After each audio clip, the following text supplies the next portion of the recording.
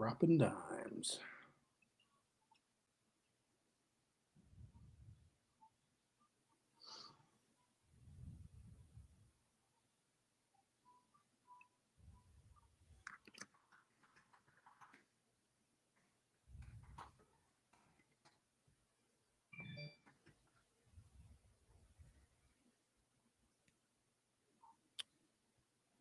Yep, just waiting for some people to show up.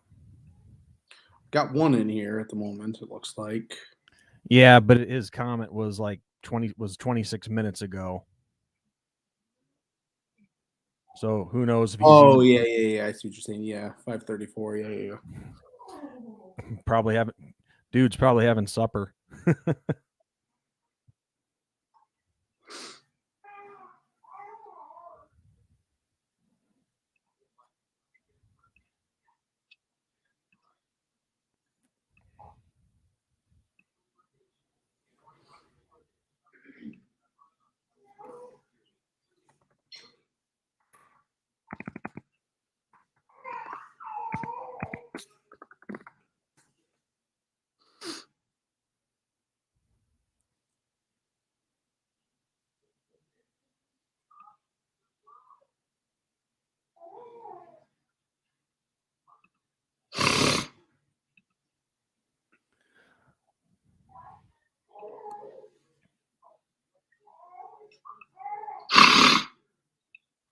Damn.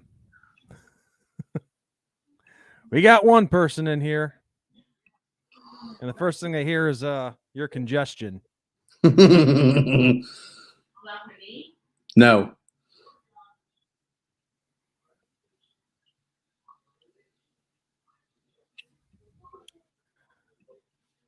All right, we got two people. We're just waiting for people to get in here, everyone.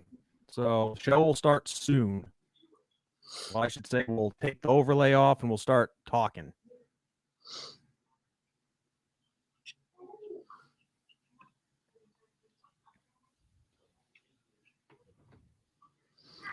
Shannon, what's up, dude?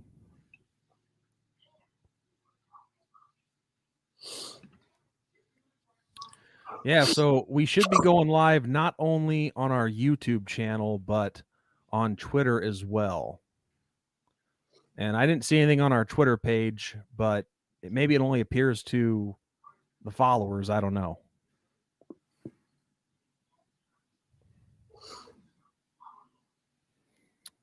All right, we'll just give it a couple more minutes, but everyone who's here, as you guys can, I know you guys can hear us, but we are here. We're just waiting for a few more people to show up, and then we will get to doing an actual show, not just you guys looking at a picture of us.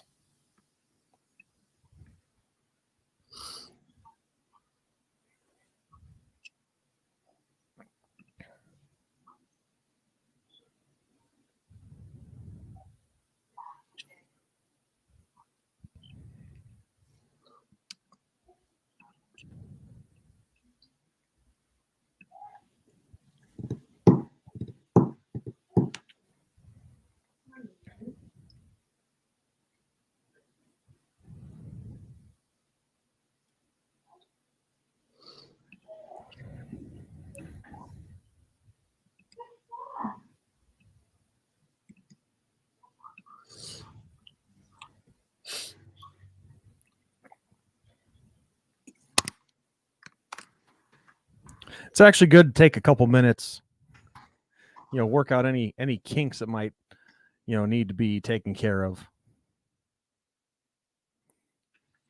And hopefully all you guys who are watching, hopefully you can hear us all right. This is our first live stream in a while.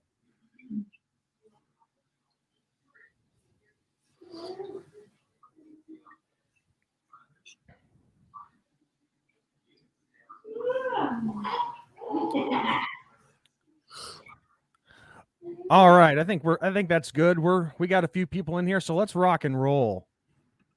Let me just take this down first. What's up, everyone?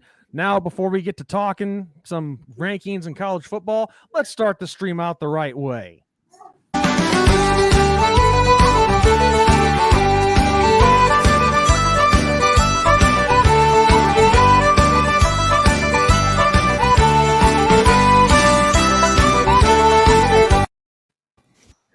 All right, everyone. As always, I am ND Sean 45. And I'm Irish Benjamin 57. Did you have a brain fart there, dude? What the Yeah, hell? I did. The wheel stopped turning for a second. Oh, things are gonna get raw here because we're live this time. Man, how long has it been since we last did a live show? It's been a while, a couple months, I would say. Yeah, ever since we got the different job schedules. Yeah, we have not done one. It's been a long time. So it's awesome to finally get back on here and talk to all of our viewers live and get personal here. So, all right, we just hit number 5. Awesome. So, Ben, last night the recent batch of the college football playoff rankings came out, and starting with our team, the Fighting Irish of Notre Dame, we come in at number 6, which I'm not going to say it really surprised me because I knew we at least had the numbers. We were at least going to land in the number 7 spot. And I thought there might be a possibility that we got to the number 6 spot, but I wasn't sure. Yeah. But I will gladly take the number 6 spot. That is awesome. Moving up 2 from the previous week. And let's hear your thoughts on it, man. I'm super stoked. First off, what really helps, and fortunately or unfortunately, depending on what side of the fence you're on with this, how teams that you play do affects the rest of your season, unfortunately, with voters, or fortunately. Fortunately for Notre Dame, losing to Cincinnati didn't bite them, since Cincinnati is 11-0. They don't have the best track record opponent-wise.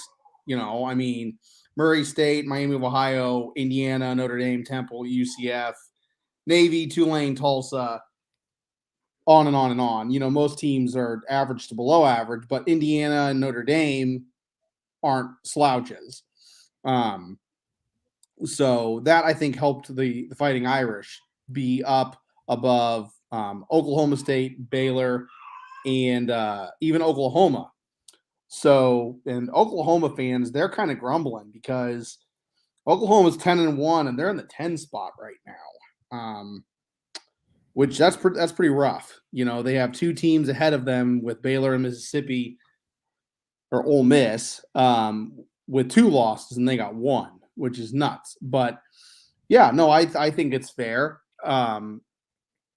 Fortunately for Notre Dame, a lot of stuff is going to figure itself out this weekend because Ohio State in the 2 spot and Michigan in the 5 spot play each other. And then Oklahoma State in the 7 spot and Oklahoma in the 10 spot play each other. So, that'll be very interesting. Alabama, Georgia, Cincinnati all have, in my opinion, cakewalks this weekend. But anything can happen. We've seen it. We've seen teams come from nowhere and bite other teams in the butt. So it'll be interesting. Well, just to offer my thoughts on the Ole Miss and Oklahoma rankings real quick, Ole Miss being ahead of Oklahoma. Excuse me. I think what the committee is focusing on there is, and this is not a knock on Oklahoma, because as I've always said, especially when it comes to us, winning is winning. Yes.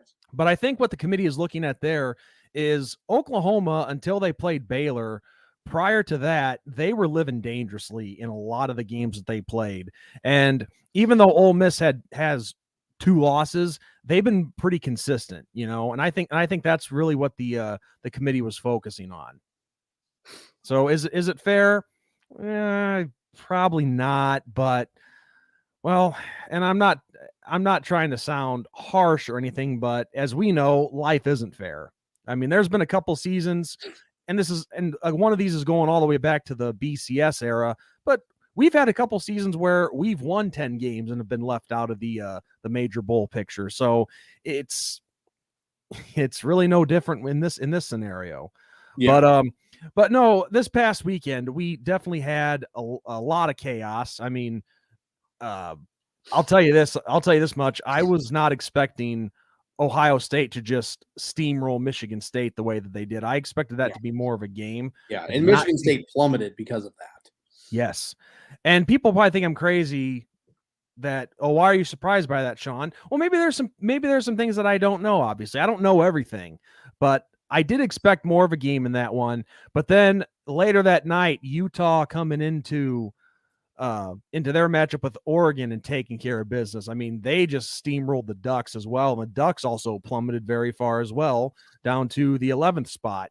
So this definitely opened up the floodgates big time and gave Notre Dame a more realistic chance to try and make the playoffs here. I mean, granted, there's still some craziness that has to happen yet. Yes. And one thing that we do know, we're going to take care of business against Stanford. I'm pretty positive of that. And actually, speaking of which, we will have the Stanford preview uploaded after our live stream tonight. Yep. So be on the lookout for that. But anyway, getting back to things, I'm confident that we're going to take care of business against Stanford. That's without question. So then you got the game, Michigan, Ohio State in Ann Arbor. Should be a good one. I'm expecting this one to be a much more better matchup than Ohio State's matchup with Michigan State. But we know one of those two are going to be out of the playoff hunt with 2 losses. Yeah. Well, and it decides who comes out of their division. Yes. So now that Michigan State has 2 losses, Michigan State's out of that picture. It was a 3-way tie. Now it's a 2-way tie. And whoever wins this matchup not only has playoff implications, but has the Big Ten championship. From that side in the bag. So and the West has Wisconsin officially locked that up, or does it come down to between them and Iowa? I don't know. Let me see who's won the matchup between them, because it was Iowa. Well, actually no. Wisconsin beat them. So yeah, I think Wisconsin has. I think they might have locked up the West already, but I could be wrong about that. Because Iowa was as of like a week ago. Yeah, if you could check that out real quick if you have it up. Yeah, Wisconsin has, I don't know if they have it locked, but they're number 1 in the West with Iowa nipping at their heels. And if they won the matchup between Iowa, then the tiebreaker would obviously go to Wisconsin. So yeah, because they beat them heads up. The only time that head-to-head matchups really matter. Yeah, because it sure didn't in the first committee vote for the playoff rankings. But I get why they did that with Michigan and Michigan State in the first rankings of the year, because it was all based on when Michigan State lost to Purdue, which was of course after they had beaten Michigan, and then Michigan kept on winning after that. So, anyway, the crazy thing is, coming into all of this bedlam, is if Michigan beats Ohio State and they then lock up their spot and they go against Wisconsin, that'll be the second meeting between those 2 teams this season. And Michigan won the first matchup, 38-17. Yeah, they did.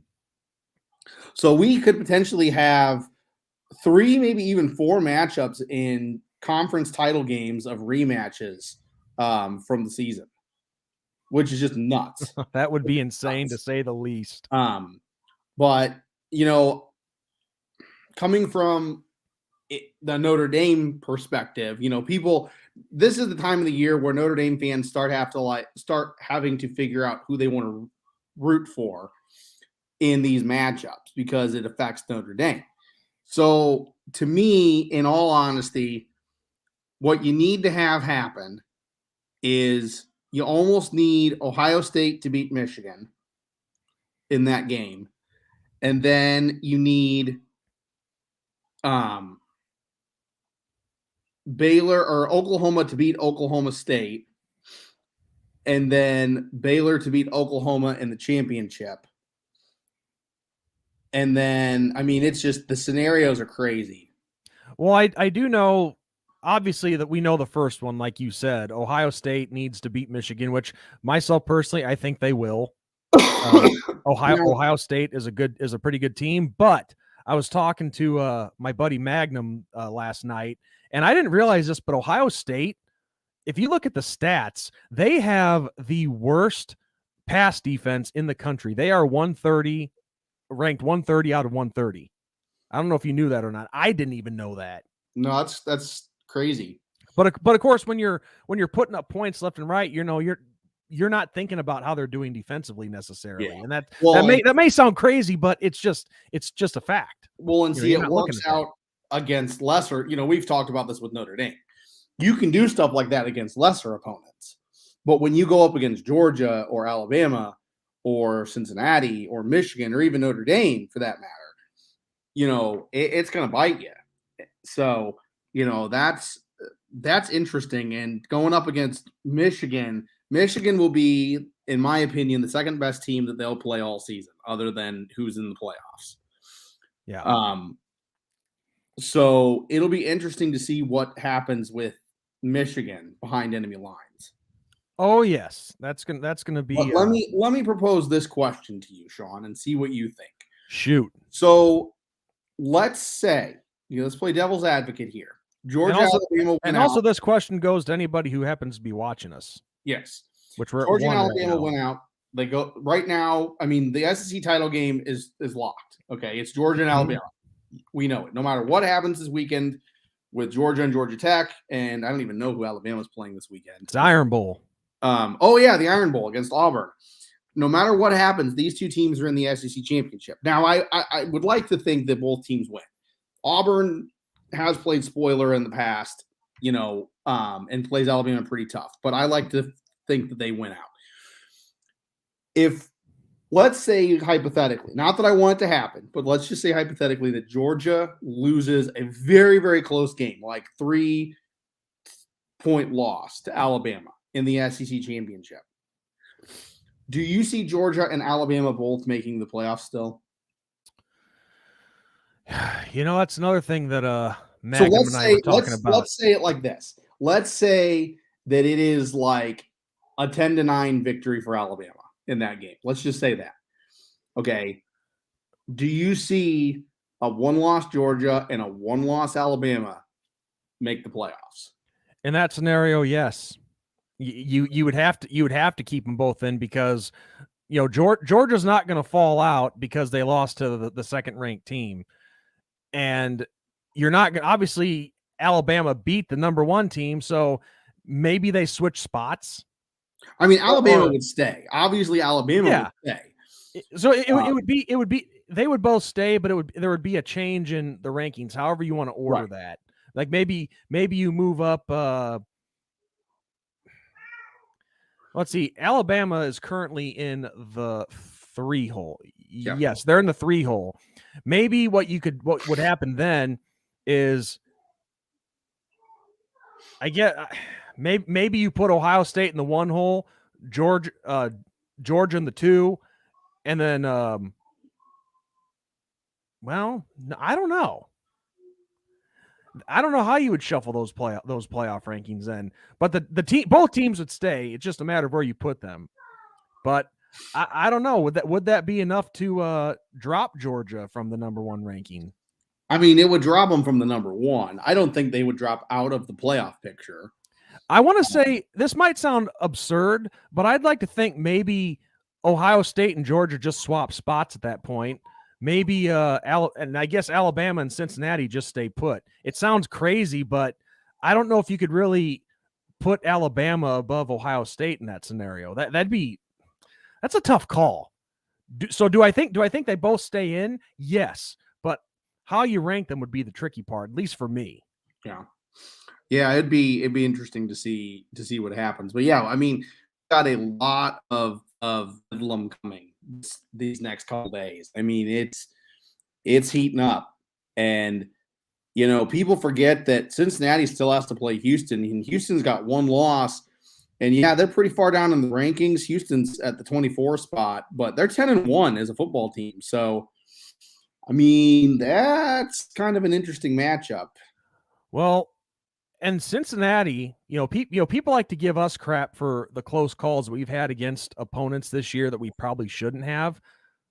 It's been the same with Cincinnati. I mean, first off, it's not like they actually whooped our butts when we played them in South Bend. It was only an 11-point victory. But since then, they've had close calls with, I believe, Tulsa, because I think it came down to a Tulsa turnover in the end zone that changed. I'm pretty sure it was Tulsa. I don't think it was. No, it wasn't, because it wasn't Tulane. Yeah, but they struggled with Tulane too. Yeah, yes, they did in that game for a while, and they struggled with Navy for a little bit in that one too. So, you can't just give us crap for the struggles that we've had.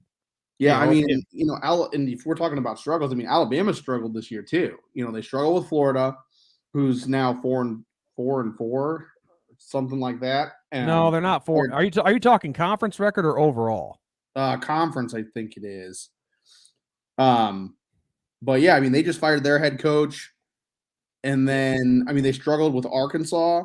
A 42-35 victory for the Crimson Tide over Arkansas last weekend.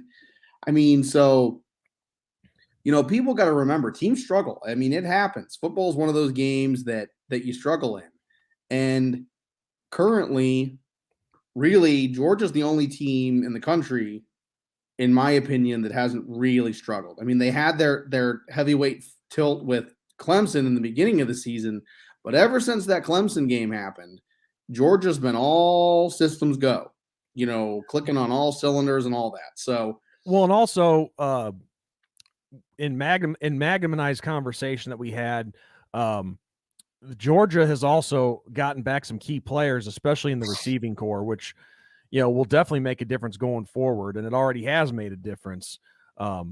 So yeah, but and with Alabama, you can't really be too hard on them, because they lost like 75% of their team from a year ago. Right.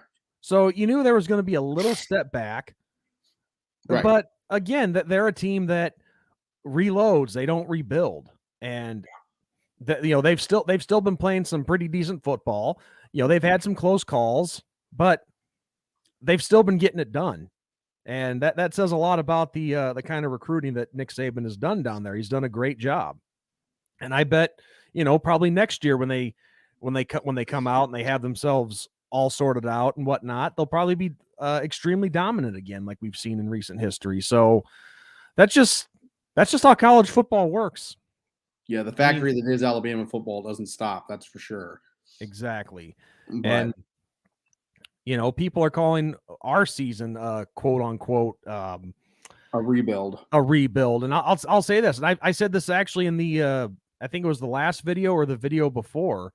If going 10-1 with a chance to go 11-1 this weekend and still possibly make the playoffs, at the very least make a New Year's Six bowl game, then that's the best rebuild I've ever seen in my life. Yeah. I mean, of course, you always want to shoot for the top. You want to shoot for making the playoffs and having a chance to at least try for a national championship. But if the next best thing is a major bowl game, I'll be happy with that. It's not what I want, but I'll be happy with it. Yep. So, but going back to the scenarios for us anyway, we covered them both. We need preferably Ohio State to beat Michigan. One of them's going to be out either way. We also need one of them will have 2 losses, and I think that'll just end it. I mean that. Yes. Yes, and we then need, like you said, Georgia to beat Alabama in the SEC championship. We need Cincinnati to stumble at least once. See, you hit the nail on the head right there. If Georgia beats Alabama in the SEC championship, I don't see Alabama in the playoffs. No, they're going to be out. Now you have 2 losses, and I mean, could I see Alabama get in with 2 losses? Yeah, I could. I mean, it goes back to what we were saying. If it's like a 10-9 victory for Georgia, then I could see it. Do I want that to happen? No, I don't. But I could see the committee keeping them in. Well, I think Alabama would be out in that scenario, just for the sole fact that their one loss coming into that game, and this is just assuming they beat Auburn in the Iron Bowl.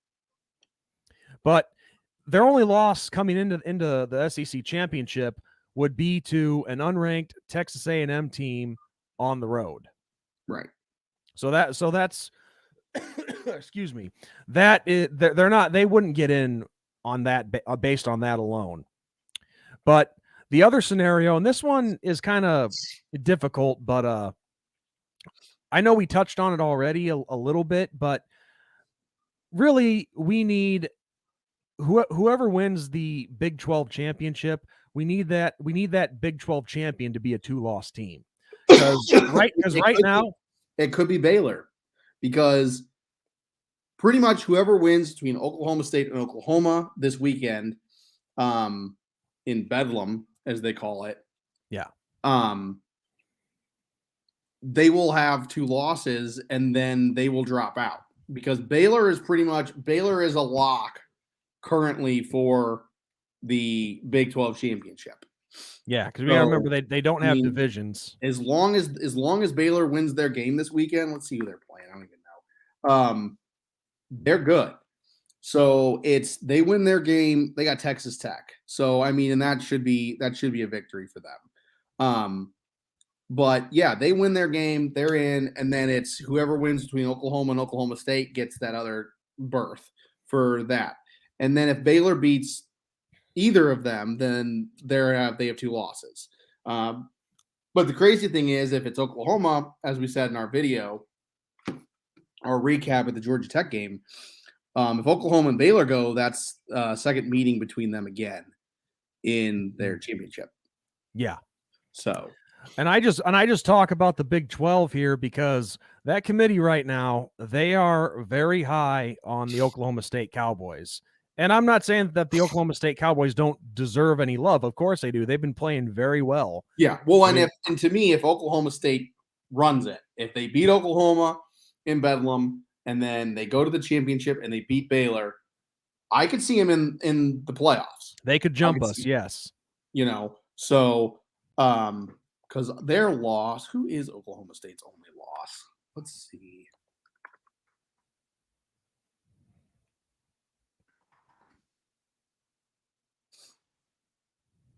Oklahoma State's loss is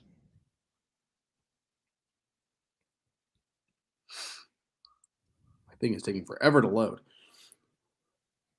I always hate it when that happened, when there was like a I'm on. There we go. What you call it, a glitch in the internet, or was Iowa State. I mean, it was a close loss too. It was a 24-21 loss in Ames. It was behind enemy lines. So I mean, I think the playoff rankings and stuff are kind of giving them a little bit of what up, dropping dimes, giving them a little bit of love for that, and not a slap on the wrist.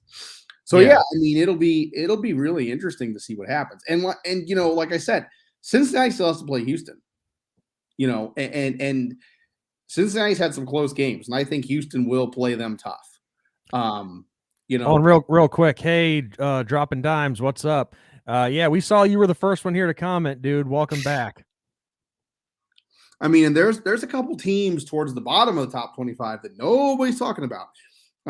University of Texas San Antonio is undefeated this season.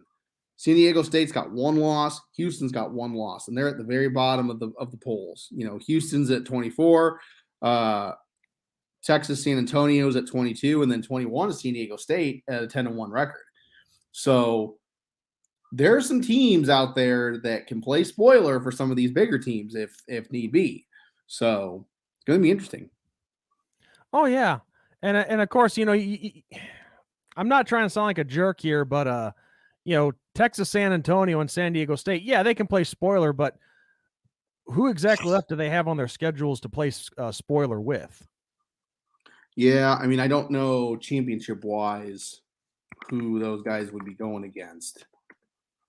I mean, I'm not taking any credit away from them or anything, just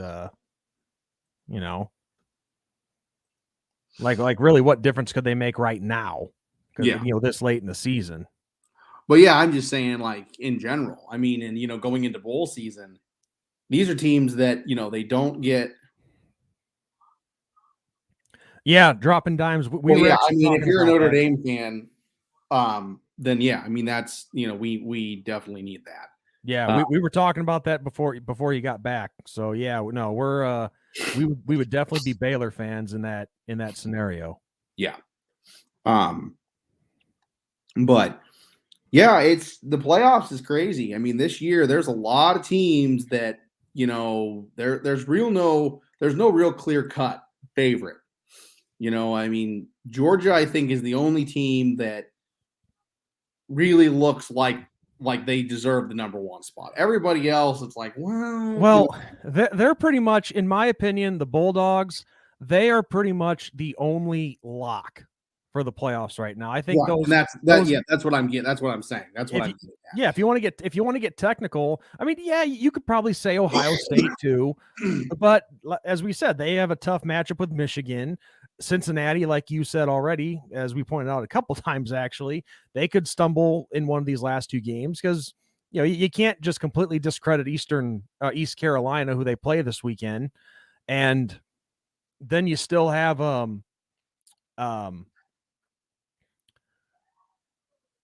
well, I'm pretty confident that Alabama is going to get beat by Georgia in the SEC championship, but there's a lot of chaos that can happen this last week of the regular season and in championship week, for sure.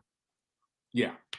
Well, and what's funny is I've seen like other fan bases almost rooting for a team that they wouldn't normally root for because of situations currently, which is really funny. Like, I'm sorry, Ben. Sorry, I'm back. Shannon, we're always glad to have you back. But I know your real name's Sean, right? But no, we're always glad to have you back, dude. Always glad to talk to you. We had you on once. Anyway, I'm sorry, Ben. I just had to show that. Go ahead. No, it's just funny because at the end of the season, this is what happens. I mean, every year this is what happens. We start rooting for teams that we wouldn't normally want to see win a game, and I mean, if you're a Notre Dame fan, you look at the Ohio State and Michigan matchup and you're like, man, who do I really want to win this matchup? I mean, and obviously one team is going to win it because they're playing each other, but it's it kind of makes you sick, doesn't it? Yeah. But then again, I we have more of a beef with Michigan than we do Ohio State. Yeah. And that's what I was getting ready to say. You beat me to the punch. I have less animosity in my opinion. I mean, some Notre Dame fans that live in Ohio and deal with that fan base on a daily basis and all that have a different way of looking at that. But yeah, to me, I mean, I don't have as much animosity towards Ohio State that I do Michigan. I mean, in Michigan, it's not even just the Notre Dame factor. It's the fact that Michigan was the team or the school, I should say, that told Notre Dame that they didn't want Notre Dame to join the Big Ten or I think it was the Big West at that time. Not once but twice. I mean, not once but twice. His Michigan basically said we don't want those damn Catholics in our conference. And then also they're the team in school that said that we don't want to play football, and they were the ones that were holding everything back for the Big Ten during COVID times. So, yeah, we got a question here from a guy who calls himself 9-game winning streak, wins the Big Ten championship. Should they get in automatically? So I would assume we're talking about Ohio State because that would be Ohio State. I think, I mean, if Ohio State wins out, let's say that they beat Michigan, which I think they will. That's me. I mean, I have not seen Harbaugh do well in rivalry games. It's a fact. Ohio State is my pick too. Harbaugh has not done good in rivalry games, period. He's beaten Michigan State twice, Notre Dame once. And hold that thought, Ben. He says that he's talking about Wisconsin. Yeah. Wisconsin's got 2 losses though, don't they? Or 3? 3, but no. I do not see Wisconsin. No, there's no way. Even if Wisconsin runs it, even if Wisconsin wins the final game, gets in the championship, plays Ohio State or Michigan and wins, no. I don't see it. No. Shoot, there's too much ground to cover. Well, and actually Ohio State, they've already they've already been on a 9-game win streak. See, I that's who I thought he was talking about too. Well, yeah, because they 'Cause lost they the Ducks like right in the beginning of the season, and yeah, then just I went think on a tear. yeah, because Oregon was like their second game Ah. of the season, and they've won every game since. Yeah, but because Rushman here says they would win the Big Ten championship and beat Ohio State.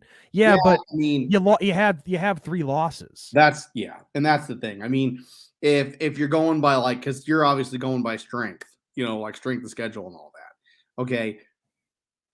I mean, Georgia has played teams, and I look at strength of schedule like where was the team ranked when you beat them? Everybody goes, well, look at the team now. They're 4-4, or they're 5 and what, and they got 3 losses or 4 losses, whatever. No, I mean, it would be nuts. And believe me, I would love to see it because that would create a ton of bedlam, and Notre Dame probably could get in because of that. But to me, Wisconsin wouldn't be the fourth best team in the country. It would be you got really lucky and you played your heart out, but you're not the 4th best. I mean, you couldn't put a team that has 3 losses in over a team that's got 1 loss. I mean, because you would probably have Oklahoma State or Oklahoma with 1 loss, or I mean, yeah, I don't see. Well, there's so many teams in front of Wisconsin right now. And listen, this past weekend I was up in Chicago and I spent the weekend hanging out with a buddy of mine, and he is not only a Wisconsin fan but a Wisconsin alum. And even he was saying because we were talking about these different scenarios up there. Even he agrees that Wisconsin should not be in the playoffs because of how their record alone. It's just they've had a nice run. Yes, I'm not taking anything away from the Badgers. Okay, I like the Badgers.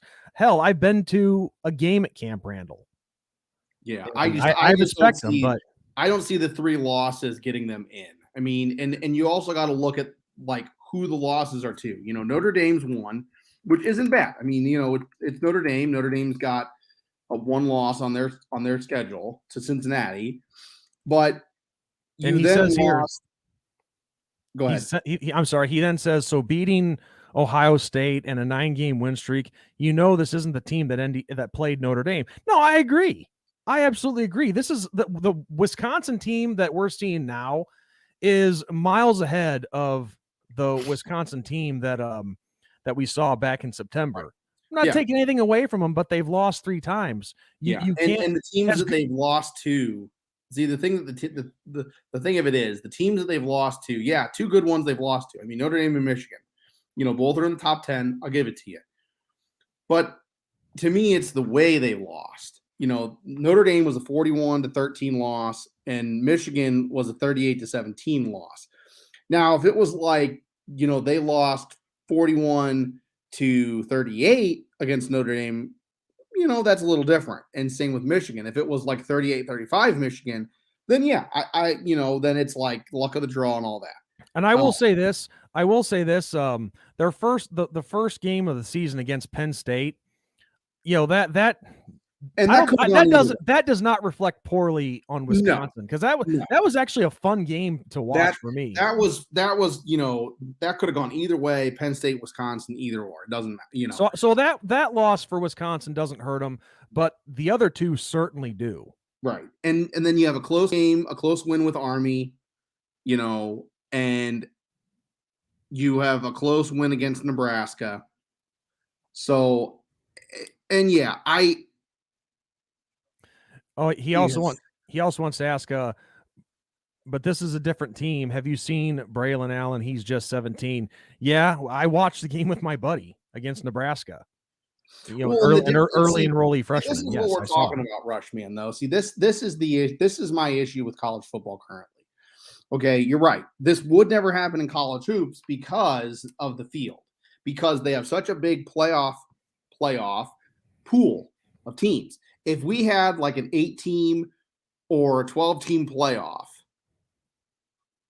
or even a 6-team playoff, then it would be a lot different. And I agree with you. It would never happen in college hoops. It wouldn't. I mean, you have teams. there's 68 spots in the college basketball postseason, so I don't really know. You can't compare that. Well, and I mean, the big thing though is too in college hoops, you do have teams with multiple losses that get in there and make runs. And I agree. You get hot at the right time. I mean, you pick a sport. There are teams that they get hot and they go on a run and they win a championship, and nobody thought they had a prayer. Unfortunately, in college football, and this is something that people have been grumbling about for years, we don't always have the fairness for some of these teams. I mean, what would TCU have done if they were in the BCS championship? What would Boise State have done? What would Utah have done? These are teams that crashed the party and won their bowl games. TCU beat Wisconsin, Boise State beat Oklahoma, Utah beat Alabama. So I mean, I'll say this. I mean, we saw UCF beat Auburn. I mean, so it's unfortunate. It really is, because this guy is right. Rushman's not wrong. Yeah, he's coming at us big time with the questions, and they're not bad questions. They're really not. And Wisconsin they've gotten hot at the right time, and it's neat to see.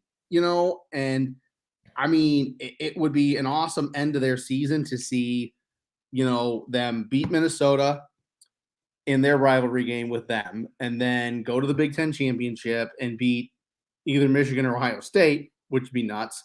And I think it would be more bittersweet for Wisconsin beating Ohio State, because they have played them in recent years in the Big Ten championship, and Ohio State has dominated them. Well, and then the Big Ten championship, you win that, they get the Rose Bowl bid. Yeah. So that's nothing to scoff at. I mean, obviously, no. Like I said earlier, an NY6 bowl bid, that's not the ultimate goal that you want. But Sean, here's another one. Okay, sure. For Rushman, say that Wisconsin goes on this tear, right? Which they currently are. They beat Minnesota this weekend. They then go to the Big Ten championship and beat Ohio State or Michigan. Get the Rose Bowl bid. What if we play them a second time? Well, we can't get the Rose Bowl. Well, because that's like, it's not this in the NY6, the playoff format that it is now. You can't have other teams get those bids. It's strictly, I'm pretty sure it's strictly those conference tie-ins. Yeah, Pac-12. Because I know, of course, I remember, like you said. I mean, the Rose Bowl, we used to see teams take those spots all the time back in the BCS system. I don't think that's the case anymore. If I'm wrong, I'm wrong. Right. It's conference tie-in. I just looked it up. Conference tie-ins, Big Ten, Pac-12. Yeah, and that's how it's always been. But I'm just saying, during the BCS era, other teams could come in and take that slot. I mean, if the regular conference tie-in went to the national championship game, but I don't think that's the case anymore. No, it's not. It's got tie-ins and all that. Because when we were kids, I mean, I remember one of the NCAA football video games being, the title of it was NCAA football. I don't know what year it was. Road to the Rose Bowl. Yeah, I mean, because that's what you were aiming for that year. See, because there were two different eras of the BCS. See, the first era of the BCS, they would take. And let me just say this for the record. When they first started the BCS, they only had the four of the 6 major bowl games in there. And that was Orange, Fiesta, Rose, and Sugar. And that pissed me off that they left out the Peach and the Cotton. I don't know why they did that, but whatever.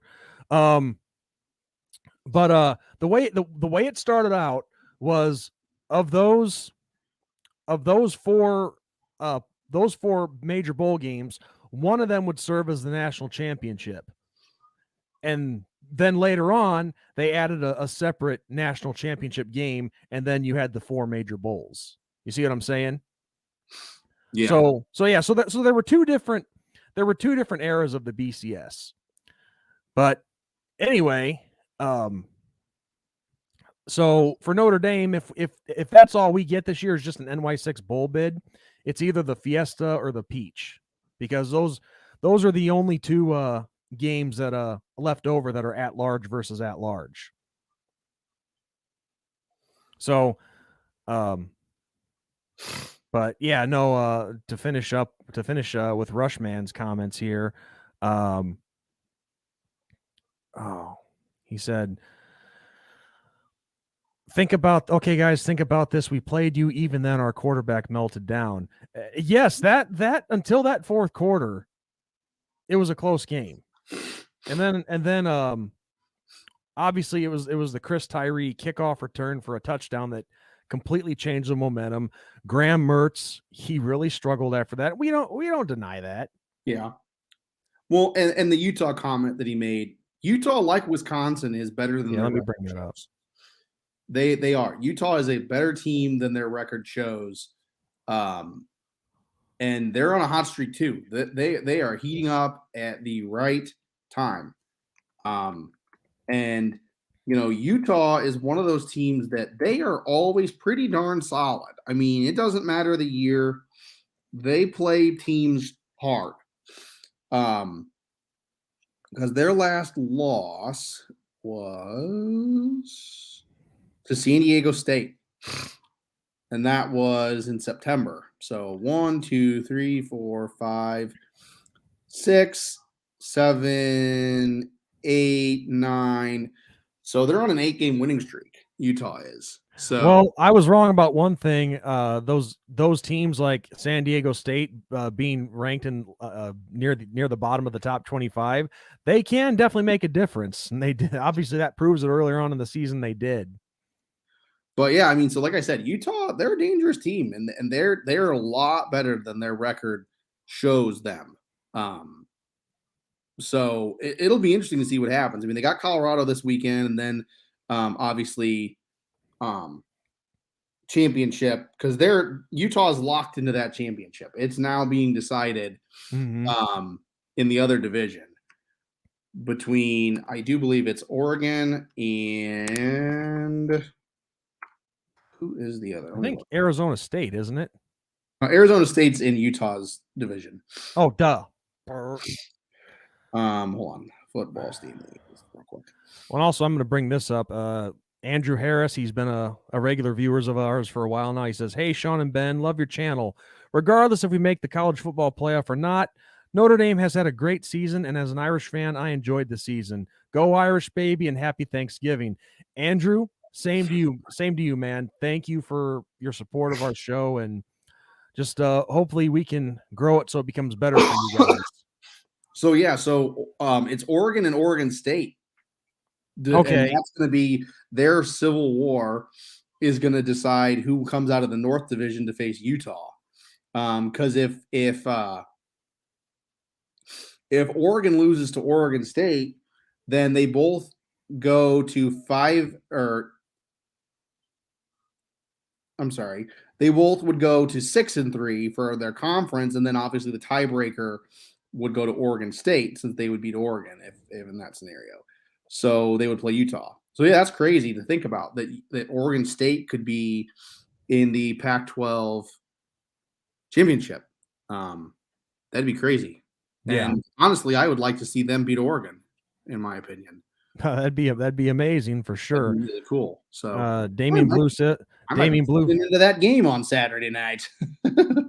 Hey, it's a weekend. We're all going to be eating food and relaxing, so why not watch some late night football? Damian Blue says, I predict Notre Dame will be in the college football playoff. Hope so. Dropping Dimes wants to know if he can be a mod. I guess we could eventually. See, I read that as can I be mad? And I thought that too, but it's like no, he wants to be a moderator. We'll think about it. I know. Let's see. I think. I don't think you can do it here from the settings. I think we would have to. I think we would have to add you on the channel on our channel page. Yeah, we can't do I know there's a way to do that, but we can't do it now. Mike Biederman says, as much as I would like for Notre Dame to make the college football playoff, I'd be all for a New Year's Six bowl game win. Like I said, that's not what we want to shoot for. We want to shoot for obviously the playoffs and a chance at a national championship. But no, if we get just a New Year's Six bowl bid, I'd be okay with that. To me, it's a win-win. I mean, yes, it's a exactly. win if we make the playoffs because obviously we make it for the third time now, and no matter what happens, win or lose, you make the playoffs, and that's something not to scoff at because there's only 4 teams that make it every year. But then if we get an NY6, as long as we win it, then it's a win, in my opinion. I mean, if we lose the NY6, then I'm not going to be too happy about it. Well, all I know is either way, whether it's the playoffs or an NY6 bowl, as I've said a million times already in probably every video we've done this season, we haven't won a major bowl game since the 1994 Cotton Bowl against Texas A&M. Yep. It's been way too damn long, and we need to remedy that. Yep. Because I mean, we get that monkey off our back. Yes, and so that would be a plus, even if we don't make the playoffs. Yeah. No, I totally agree. Yep. So Rushman says, I would love to see Notre Dame in the playoffs, and I wish you guys tons of luck. You have a great coach. Yes, we do. And the crazy part is it just amazes me. And I'm not going to go on a rant here or start getting all pissed off and angry. You're nervous. Yeah, nervous. See, Ben and I have such different personalities. I'm the more aggressive guy, and I'd say, Ben, you're more like the when it comes to all this, I'm less aggressive of us, but okay, I have more of an aggressive mentality when I'm outside of but this. we have we just have so many idiots in our fan base that want Kelly fired and the reasons they give. I mean, why would you want to fire a coach who at this point in time has led us to 5 straight 10+ win seasons, which no other Notre Dame coach has done, who has, even though we haven't gotten over the hump of the major bowl / national championship ordeal, the scenario, we haven't won them. He's led us to places that we have not been since Lou Holtz. Yeah. And any Notre Dame fan remembers the mess that we had before Brian Kelly with the combination of Bob Davie, Ty Willingham, and Charlie Weis. Yeah. Well, I mean, it was an absolute disaster. Funny that you say that about Kelly and all that, because I don't know how many people heard this, but Kirby Smart for Georgia a few weeks ago was asked about, his football situation at Georgia. And it was basically like, do you think coaches make that big of a difference? And Kirby Smart made a really interesting point from a coach's perspective, I should say. He basically said it's the kids. He goes, it depends on the type of kids you got in your program. It depends on how good they are, and it depends on how they're playing in the game. It has nothing to do with the coach. And I'm like, that's a really interesting point. Like, really interesting. I think the whole coach thing is ridiculous. We have Here Come the Irish. Is this Mike? Hello, Here Come the Irish. Kelly breaking Knute Rockne in Chicago was awesome. Hey, real quick, Mike, are you watching? Did you see us on Twitter or on here? And I asked that because I'm just curious if you saw us on Twitter. Is it playing well over there? Is the streaming going okay there? Sorry, Ben, I didn't mean to cut you off. But yeah, I mean, and I agree. But see, the thing is, Sean, we focus obviously on our fan base. There are people in every fan base I see that are just numbskulls. I mean, I've seen people in the Georgia fan base saying Stetson Bennett isn't that great of a quarterback and they need to bench him. And all the dude has done is have a 60% passer rating and completion percentage all year. And he has the best deep ball accuracy currently in college football. I mean, how can you want that guy to be benched? How? Like, I just, I've seen Clemson fans say that Clemson deserves this and Clemson deserves that. I mean, they're in every fan base. They are. I mean, I know. I get that. We focus on ours because that's the fan base we're in, and we see it on a day-to-day basis. But you see, ours tops the list to me. And when I say ours, I'm not talking about every single fan, but just the negative ones. They stick out like a sore thumb. Yeah. When I saw during the Rose Bowl last year when we made the playoffs and went up against Alabama, how many people that I saw from our fan base actually upset and disappointed that we made the playoffs? I can honestly say I've never seen that before in any sport. Never have I ever seen a team's fans not want to make the playoffs. And it's like, why? Because the test in front of us is going to be a challenge. Well, did you think it was going to be easy? No. That's why it's the top 4. Every opponent, any opponent that you go up against is going to be a challenge. Right. It's not going to be easy. And Alabama, even with the small step back they've taken this year, they're a damn good team. Well, but that's the point. That's the point. I just want to make it this last point, Ben. That's the idea of playing. You play to at least try. And if it doesn't work out, okay, it doesn't work out. Whatever happens, happens. That's Alabama's made it look easy. Okay. Oh, okay, Mike. You saw us on YouTube. Okay. I only asked because we have this stream going on Twitter as well, and I haven't exactly been able to check out Twitter and see how it's going because nothing showed up. So I just was curious to know how the stream was going on over there. But yeah, like I said, Alabama's made it look easy. I mean, it's not that easy. It really isn't. I'm sorry. Like I said, they've made it look easy. It's not. It's not easy. It's hard to get to where these teams are. It's hard to get to where Georgia's been at. It's hard to get to where Ohio State's been at. It's hard to stay there. It's hard to get where Notre Dame's been. I mean, I'm sorry. So same with Clemson. I mean, Clemson's been amazing in recent years. So, yeah. A small step back for them this year, but Dabo Swinney's going to get back on the recruiting trail and they'll be good again pretty soon, which they're not doing bad this year, but it's not what anybody expected. Right. Right. But yeah. So speaking of which, another thing that, really annoys the hell out of me. And I've seen this, plenty in the past 24 hours, people talking about once again, this garbage of us, Notre Dame should join a conference. That's every year. It's like, I just roll my eyes and continue. It's just give it up. What is this obsession with putting us in a conference?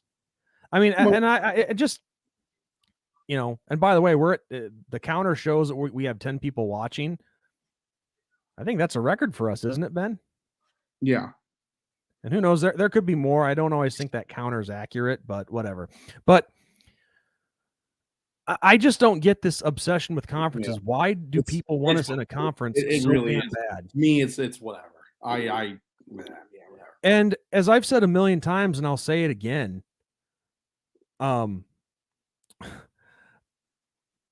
you should, all these people who keep saying about Notre Dame, wanting them in a conference, they should hope we don't join a conference, because that opens up a whole different line of recruiting for us. And this is a fact. This may sound crazy, but I know this is a fact. There are high schools that don't let Notre Dame come and recruit there because they're not affiliated with a conference. Well, you join a conference, all of a sudden those recruits those high schools and those recruits become available to you. And, there's always, these 3-star guys that turn out to be difference makers for teams and do very well. We can end up snagging one of those guys. And let's just say the ACC, because it has to be for us if we do join, before 2036. Let's say that 3-star guy who was likely headed to NC State or Clemson or Wake Forest or North Carolina or whoever, all of a sudden he comes to us. And that just makes our team that much stronger. You see what I'm saying? Yeah. So that difference maker that could have played for one of those other teams could comes to us, and he could have been with those other teams. So yeah, the whole conference thing is ridiculous. Rushman, and he brought this up earlier and I forgot to answer it, or we forgot to answer it. So how about this? And he mentioned an 8-team playoff earlier. 4 automatic teams from the major conferences: ACC, Big Ten, Pac-12, and SEC, and 4 at large.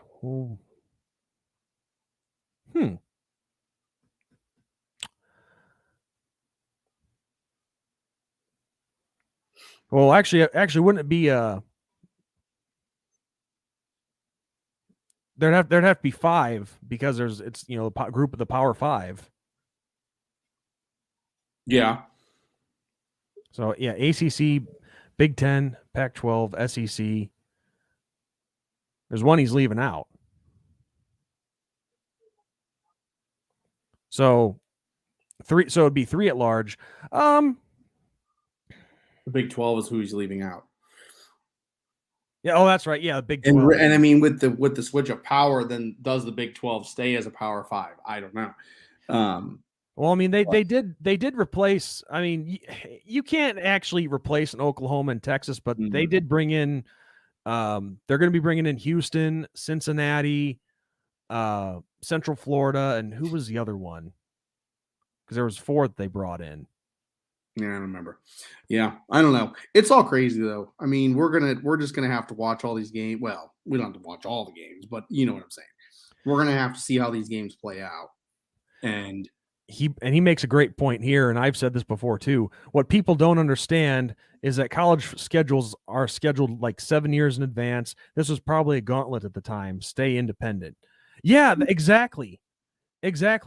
I mean, you schedule opponents that long in advance or that far in advance.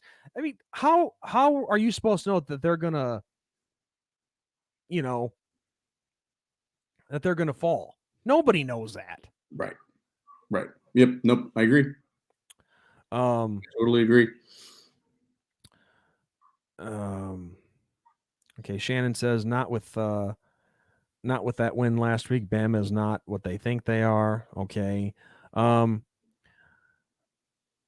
Isn't the Big 12 going mid-major? Yeah. I mean, who knows? Yeah. It depends on. Yeah. It really. Yeah. I mean, history, pageantry, and all that. I mean, yeah, you're losing. 2 blue bloods. BYU. Thanks, yeah. Mike.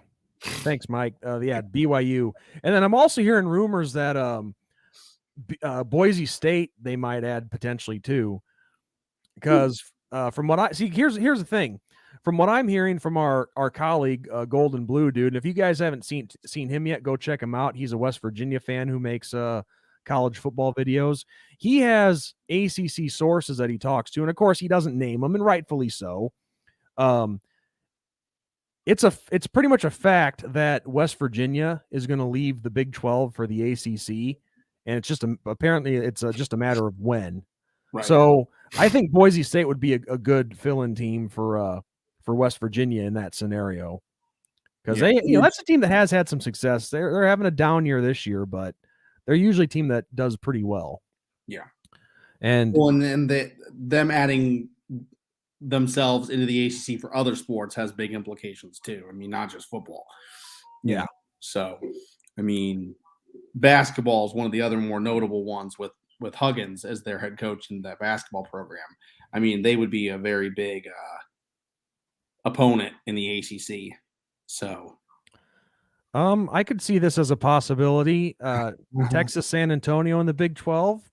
If they keep playing like they are, it's a possibility. Yep. So yeah, we'll see, man. I mean, it's gonna be crazy. I know all the conferences they've had a lot of additions. The Sun Belt added a lot of teams. The MAC added quite a number of teams as well. The one conference that's in complete shambles right now is Conference USA. Well, yeah, because everybody's leaving. Yeah, it's to the point where they are adding UConn. Yeah. And I think like 2 FCS schools, which, okay, I mean, I'm not knocking FCS schools because there's been plenty of FCS schools that go to the next level all the time. Yeah. But all I'm saying is that's when you're looking to add a bunch of them, or at least 2 to start, just trying to save your conference, that's just, that your conference is in a mess at that point. Right. But going back to Golden Blue dude, and with West Virginia leaving for the ACC, only a matter of when. He made an interesting video last week that really caught my attention. I thought it'd be a good time to discuss it here. It's too bad he's not here to join us. And by the way, if anybody watching does want to come on and talk with us for a few minutes, we'd be happy to make that happen. Give you the link and all that.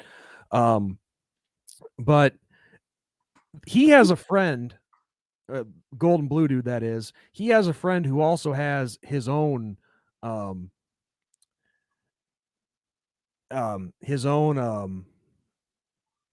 what you call it, his own friend Sources. who has a friend who has his own sources Yeah. to the ACC. And listen to this crazy scenario. So, and apparently the ACC is going to look to add West Virginia and Notre Dame as a package deal.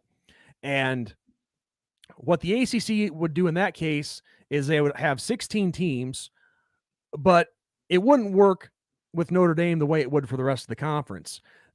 The ACC would go to 9 conference games, and this is where things get really crazy. Well, at the end, I should say.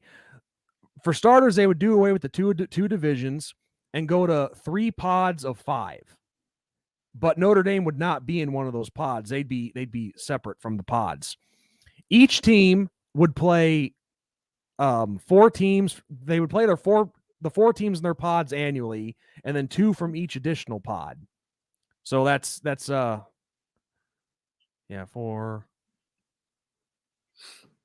Yeah, that would be 8 right there. And then they would have a +1, which would either be Notre Dame or another team from another pod. And here's where it gets, the crazy part is, so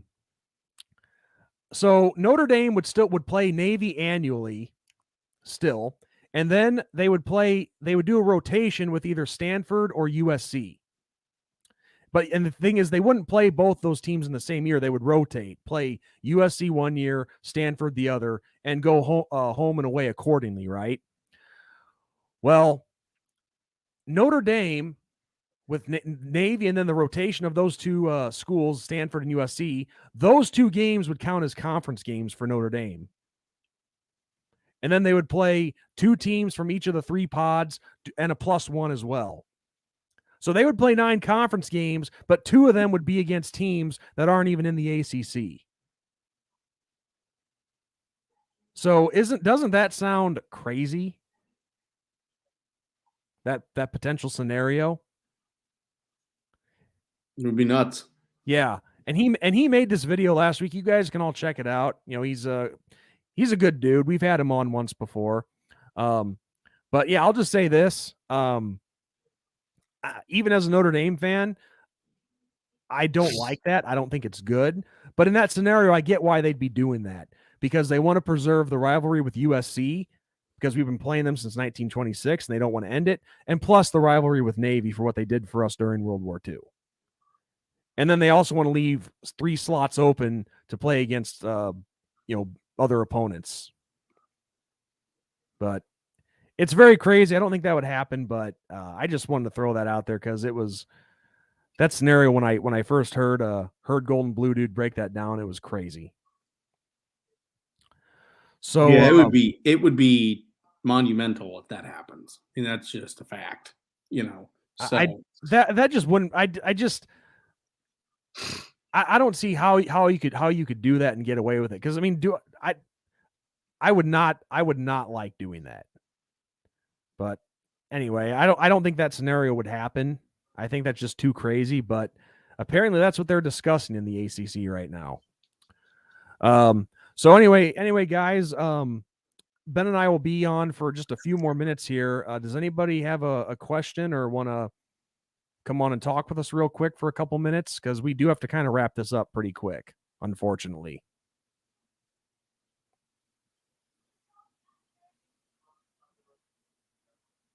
So, I mean, otherwise, this has been a lot of fun going live with you guys. It's been great. No problems. Right, Ben? Yeah. Usually we have a couple troublemakers show up and like to start crap. Unfortunately, it happens. But no, it's just great because, like we said earlier, there just hasn't been a lot of time to go live and do live shows. And of course, you being a dad now, that definitely affects a lot of things. Yeah. Oh yeah. So, but one thing I do want to say too, while we still have everybody here, you guys like our content and like what we do here on this channel, hit that subscribe button, please. We we would really like to try to grow this channel as much as we can, and see where we can go with it, because I mean we've had some good stuff. I mean, we've had former Notre Dame players on this on here for interviews, and we're looking to get more. A lot of cool guests, and we're dedicated to putting on a good show for you guys. So please hit that subscribe tab and tell your friends about us. Okay. Rushman, so he asks, so think about this. When Texas and Oklahoma go to the SEC, what if the best team has 3 losses and a Cincinnati's unbeaten? What do we do with 4 teams?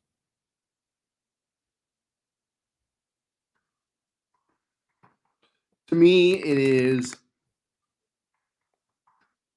well, who are the 3 losses to? Is it like a loss to Alabama? And like, let's say that Georgia's really good that year and Georgia, and then, like Oklahoma or Texas, then okay, I can see a 3-loss team getting in if they're close losses. But if it's like Vanderbilt beat you, Kentucky beat you, and Ole Miss got you, then that kind of changes perspective on things. Now, I got to ask this just so we're following correctly here. Are you talking about a 3-loss team in the SEC? Yes, 3-loss team in the SEC. Okay, I just want to make sure I'm reading that correctly.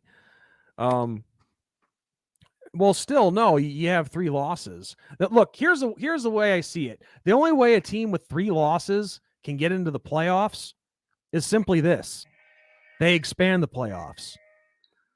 Yeah. That's the only way I see it. Teams got 3 losses. I mean, if you have a whole bunch of teams in the top 10 that got 3 losses, then it is what it is. Yeah, there'd have to be that crazy scenario, or they expand the playoffs to like 12. That's the only way that I could see a 3-loss team from any conference making the playoffs. Yeah. Well, do we leave the SEC? Well, yeah. Let me put up. I always like to put up the questions. Do you leave the SEC out? That's kind of insane.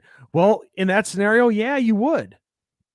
Because if there are teams that are better, if there are a whole bunch of teams that are, better that are from the ACC, better that are from the Big Ten. I mean, we've kind of been in the age of the SEC the last like decade and a half. But I mean, like when Sean and I were young, the Big Ten ran everything. I mean, it was Michigan and Ohio State and Penn State on a good year, and Wisconsin on a good year, and Michigan State on a good year. I mean, the SEC was average to below average. So was the ACC in football. I mean, it was, Notre Dame from the north, and then a couple Big Ten teams from the north, and then, there was, Miami for a time that was really good.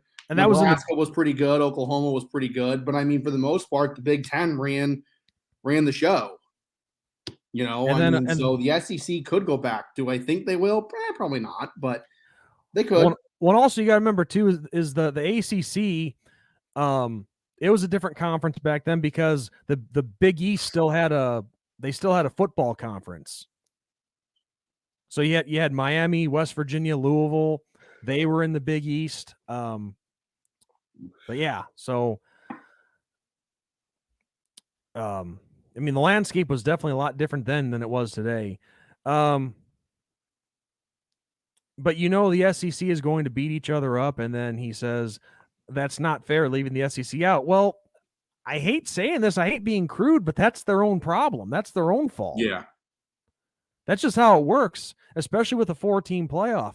Like I said, you would need either a crazy scenario to happen, or you expand the playoffs where they get that chance to get in. But yeah, you leave the SEC out. If the best team has 3 losses, but there are a bunch of teams that's better, yes, they get left out. It sucks. It's unfair, but life isn't fair. Yeah. Yeah, look, yeah, you do have a point with this. I know, but we've never seen a conference like this. 16 teams, many are great. Well, yep. They probably should have rethought that before adding in Oklahoma and Texas and going to that many teams. I don't know. It's gonna be crazy. We'll have to see what happens. All I know is, especially with Texas, are they sure they want to go that route and join the way things have been recently? They're back, Sean. Come on. They're back. They're back. Back to what? Yeah, That's the question right there. Back to what? I'm not trying to knock the Longhorns, but I don't know. No, it's Rushman. He's asking a lot of good questions, but yes, you would have to leave them out in that scenario. If there are teams that are better, it may not seem fair, but yeah, the old saying is life is not fair. So yep, they're shit out of luck in that case. Yeah. Yep, he's got a point. So, all right, Ben. I think this was a great live stream. We hope anybody who's here, hope you all enjoyed it. Thanks for joining us. And anything else you want to add, Ben? I got nothing. Yeah. I mean, we would love to go for 2 or 3 hours with you guys, but it's just it's Thanksgiving. We all have stuff going on. And yeah.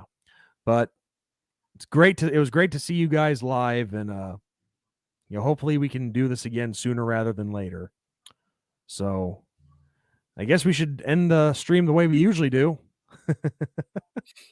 Oh, hold on a sec. We got one last question. Some revenge would be nice. Down Pat Music, yeah, would love to play Cincinnati again. Oh yes, and I am confident we would win that game. Yeah, because we're not like Rushman said with Wisconsin earlier. This is not the same. Not the same team. Exactly. We got our stuff figured out now. Yes, because when Cincinnati played us, we were still shuffling the offensive line, couldn't get anything going. Now we can. So, yeah, Cincinnati would be in for a rude awakening if they played us now. So, you damn right, Down Pat. Go Irish. So, I think it'd only be fitting to end the stream we usually do. We usually go, Ben, right? Mm-hmm. All right. On that note, everyone, I'm Mendy Sean 45. I'm Irish Benjamin 57. Look out for the Stanford preview after this. And as always, God bless. Good night. Go Irish, and happy Thanksgiving, everyone. Go Irish. Happy Thanksgiving. Beat Stanford.